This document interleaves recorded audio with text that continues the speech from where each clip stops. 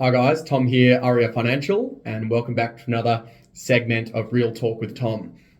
This is where I go through a case study for where we're having some wins with some of our clients. And this week's particular case study is a first home buyer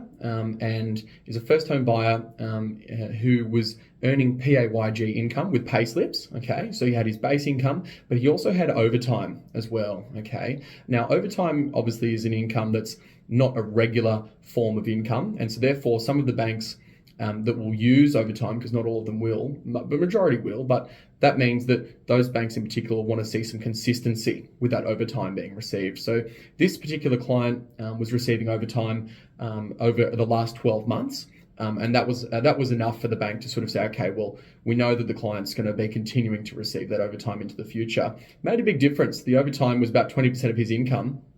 He approached the bank directly. The bank didn't understand or didn't want to use that overtime income, and therefore his borrowing capacity was a lot lower than what he actually felt like he could afford, with that overtime obviously being used as income in the application.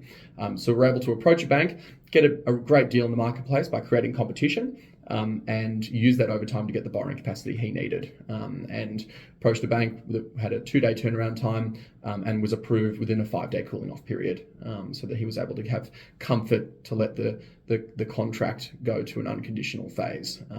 It's a great case study because we commonly have situations like this where a client's approached a bank and that bank will have one set of credit policy and criteria, whereas because we've got access to about over 60 banks now, it means that we can approach the marketplace with a proposal and create competition, and create a storyline for those particular banks to understand why they should approve an application for a certain loan amount for a particular client.